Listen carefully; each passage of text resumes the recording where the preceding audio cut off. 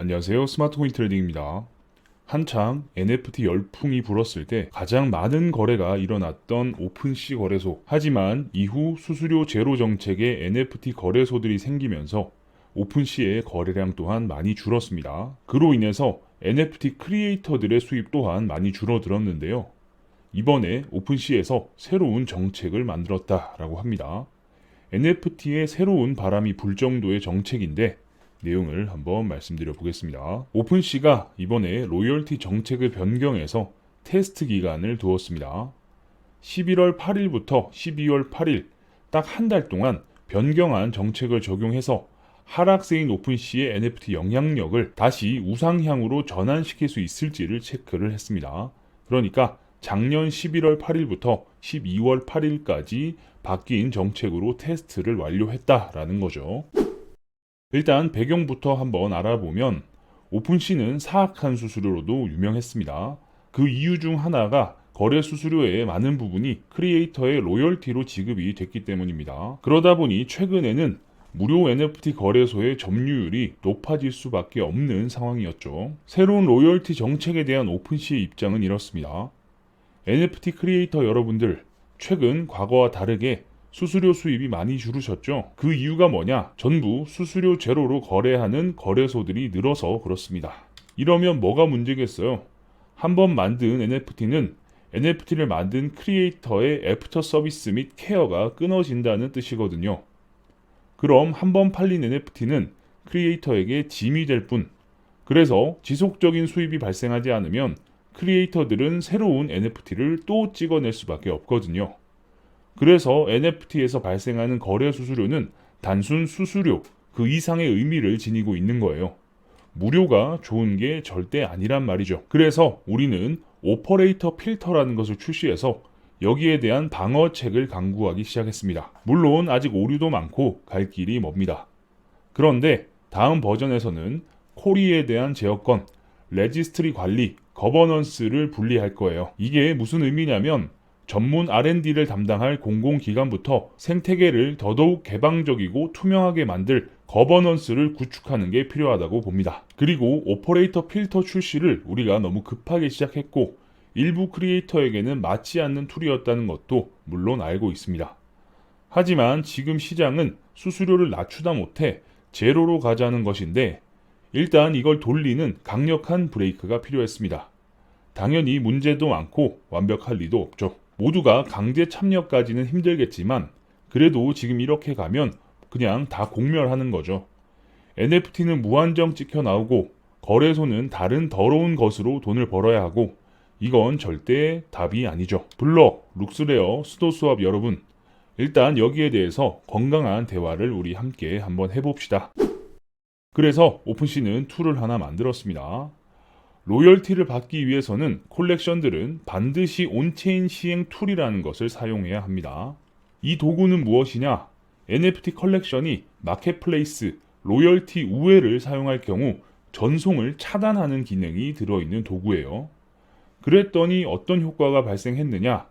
이 캠페인이 실행되는 동안 놀랍게도 수수료 수입의 추세가 확실히 우상향하는 것을 확인했다라고 합니다. 어쨌든 NFT는 다양한 곳에서 거래가 가능하죠. 그런데 수수료가 정상적으로 로열티가 제대로 지급되지 않는 거래에는 지갑 간의 NFT 전송을 막는 겁니다. 그랬더니 이렇게 수수료의 수입이 늘어났다라는 거죠. 그리고 NFT를 최초로 만들 때 작가가 로열티에 대한 부분을 옵션으로 강제 지정할 수 있도록 설정을 했습니다. 그러니까 NFT를 만들 때 로열티를 미리 설정을 해놓을 수 있다라는 거죠. 그랬더니 여기에 대한 채택률도 올라가는 것을 확인했다라고 합니다. 몰라서 못하는 것과 아는데 안 하는 것은 또 완전히 다르죠. 그리고 여기에 대해서 크리에이터가 별도로 세팅을 하지 않으면 해당 컬렉션의 온체인 로열티 적용은 제로로 인식이 된다라고 해요. 그래서 오픈시에서는 이 세팅을 92.4%의 작가들이 모두 체크를 꼼꼼히 하는데 X2Y2에서는 33%만 세팅을 하고 나머지는 거의 신경을 쓰지 않는 수준이었어요. 오픈시를 제외한 대부분의 거래소는 크리에이터 로열티를 전혀 신경 쓰지 않은 거죠. 무조건적인 수수료 낮추기에만 집중이 되어 있었다라는 게 여실히 보여집니다. 그리고 당연한 이야기지만 수수료, 로열티를 주지 않아도 되는데 선의에 의해서 주는 경우는 0.8%였어요. 즉 자동으로 지불되는 구조와 다르게 팁 형태로 로열티를 지불하는 구조라면 온라인에서는 팁 형태의 로열티 지불은 없다라는 게 증명이 된 거죠. 그래서 이걸 크리에이터가 직접 설정을 하고 피가 정상적으로 지불되지 않는 구조의 NFT 거래는 불가하게끔 만든다라는 겁니다. 이와 같은 움직임이 이미 나오고 있어요. EIP2981, EIP는 이더리움 개발 제안서죠. 그리고 해당 기술은 음악 기반의 NFT 시장에서도 세팅이 가능합니다. 음악 쪽에서는 해당 옵션을 기본으로 넣어서 배포를 하고 있어요. 음원 수수료 같은 개념이겠죠. 확실히 시장에서는 크리에이터 로열티에 대한 수요가 충분하다라고 보여집니다. 크리에이터는 로열티를 원하지만 시장 전반적인 분위기에 맞춰갈 수밖에 없지 않았나라는 생각도 들어요. 좋지 않은 시장 상황에 높은 수수료를 책정하면 거래 자체가 일어나지 않을 수 있기 때문이겠죠. 그리고 X2Y2 거래소 역시 지금 상황에 대해서 흥미롭게 지켜보는 중입니다. X2Y2 거래소는 크리에이터의 33%만 로열티를 설정했다라고 말씀을 드렸죠.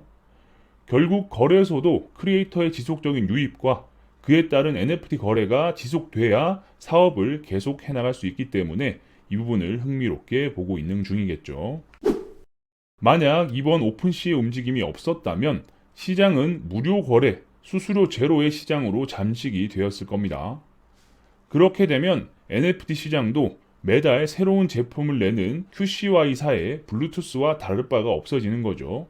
신제품이라고 샀더니 다음 달 신상이 또 나오는 마법 같은 상황이 일어나는 겁니다. NFT 거래 수수료가 무료라면 트랜잭션은 많이 발생하니까 이더리움이나 솔라나 같은 플랫폼 사업자들은 좋을 수 있겠죠. 하지만 중장기적으로는 시장이 100% 망가지게 되어 있어요. 다행히 이번 오픈시의 정책으로 수수료 무료 정책들에 대한 브레이크가 걸리긴 했습니다. 오픈시의 정책으로 인해서 모든 거래소가 수수료 경쟁에 이어 제로 수수료화 되지 않는다라는 뜻이죠.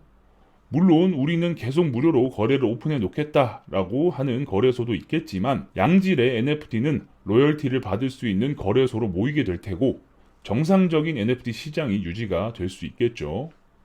그래서 이 시장을 두고 VC들이 어떻게 이용할지도 한번 볼 필요가 있어 보입니다. 플랫폼과 서브 생태계에 대한 관심을 가지고 한번 시간을 할애해 볼 필요가 있어 보여요. 오픈시가 잘 되고 NFT 열풍이 일어날 수 있었던 것도 크리에이터에게 지불되는 로열티 때문이기도 했죠.